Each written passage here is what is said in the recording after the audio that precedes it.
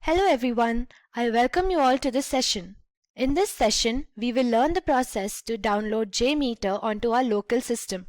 Before learning that, it is important for us to know the basics of JMeter and what the prerequisites that are to be kept in mind before working on JMeter. Before we begin, make sure that you have subscribed to our YouTube channel and click on the bell icon so you never miss an update from Simplilearn.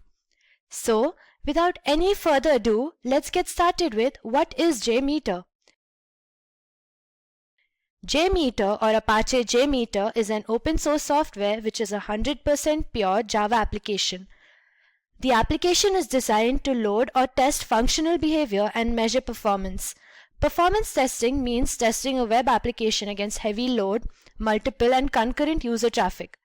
It was originally designed for testing web applications but has since expanded to other test functions. To simplify, let's assume that someday your team lead tells you to perform performance testing of some website like google.com or facebook.com for around 100 users. What would be the first thing that comes to your mind? Do you think it's practically possible to arrange 100 people with computers and access to the internet and accessing the same website? Now just imagine the infrastructure requirement when this testing has to be done for 1,000 or 10,000 users. This is when a need for software like JMeter arises. So what JMeter actually does is that it simulates.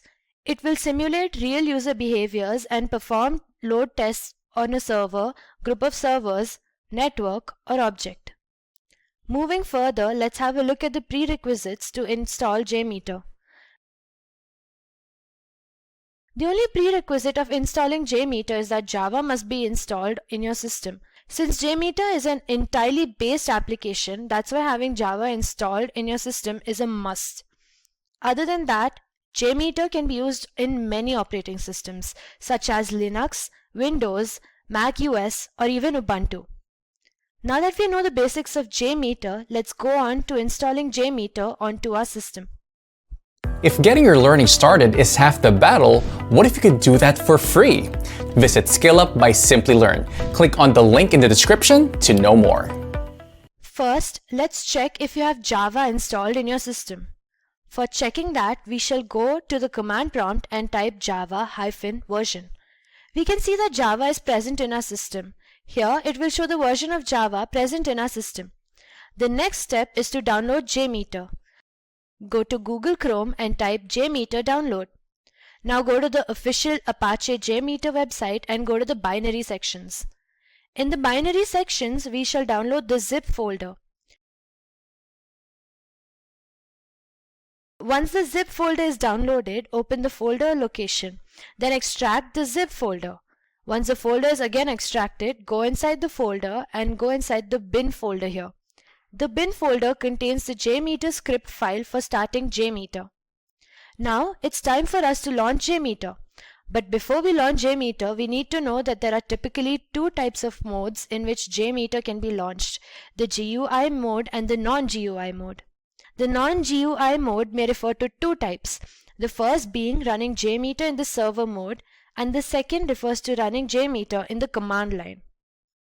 And if we talk about the GUI mode, then the GUI mode has a limitation which slows down the CPU utilization while running the recorded script.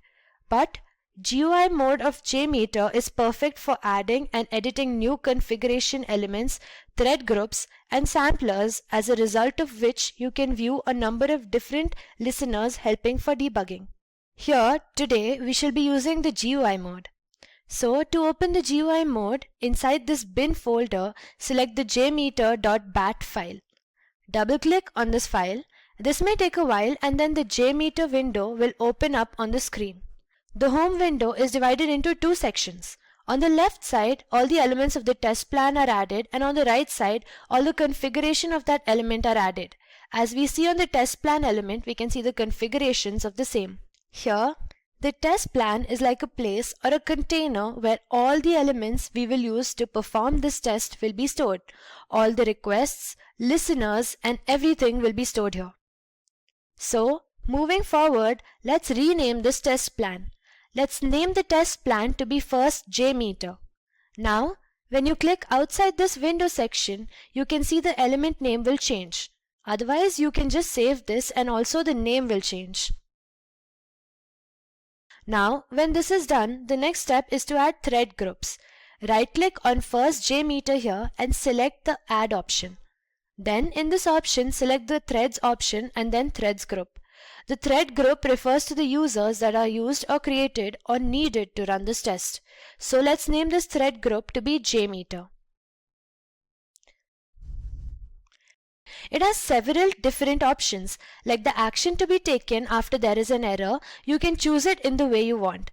Then there is this number of threads where you can choose the number of users you want. Then there is a ramp up period in seconds option that states the time gap between the users' hits. Third, there is also a loop count where you can choose how many times the test will run for the number of users. You can choose the test to run infinite number of times. There is also a scheduler here that will help you schedule the start time and the test's end time. For now, let's leave everything to be one only. The next step is to go to first JMeter and again to go to Add. In the box that appears, select Samplers. You can see all types of requests that JMeter can work on. For now, we will choose the simplest of them all. Let's choose the HTTP request. Here, you will have to give the address to some home pages or websites. So let's make it a little easy. Let's rename it to be Home Pages. Here in the server name or IP box, we have to give the server name or the IP. Let's pick a website. Let's go to the Simplilearn website. Copy the URL from here. Come back to the JMeter window and paste it in the server name box. Keep in mind we don't need to give HTTP or HTTPS since these are protocols which will come in the other box, and they will be automatically taken in the HTTP request case. Then in the path dialog box, since we have to access the route page, we will leave a / there. Now when our HTTP test is ready, we will perform the test on it. To determine what the result of the test will be, we need to add some more test elements. We shall again right-click on first JMeter, go to the listener options. Then in the box we can check the different type of reports that JMeter provides us. For now we shall select two of these. Let's choose View Results in Table and the View Results tree. Now save the test and run it. For running the test, there are three simple ways. First, you can simply click the green button here to run. Second, you can go to this Run option and choose Run the test. And the third way is you can right-click on first JMeter and choose to run. Let's simply choose the green button and run the test. After we run the test, we shall go to check the results of the test. Since we had put the number of threads and loop to be 1, there's just one entry in both the results. Now let's try one more thing. We shall go to JMeter and change the number of threads and the loop count.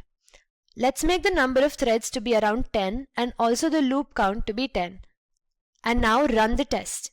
After running the test, we shall see the results in the table and see the testing being performed. And the same happens in the case of View Results in tree. Since we have increased the number of users and the loop count, we can see the test being performed accordingly. Since the loop count now was 10, so for each user the test will run 10 times. And here on the screen, we can see the time taken and the number of tests being performed and the status of each hit onto our website link. And this is how performance testing is performed with the help of JMeter. So with this, we have come to the end of this session. I hope you guys found it informative and helpful. If you have any queries and questions, do let us know in the comment section below. Thanks for watching and stay tuned for more from Simplilearn. Hi there, if you like this video, subscribe to the Simplilearn YouTube channel and click here to watch similar videos. To nerd up and get certified, click here.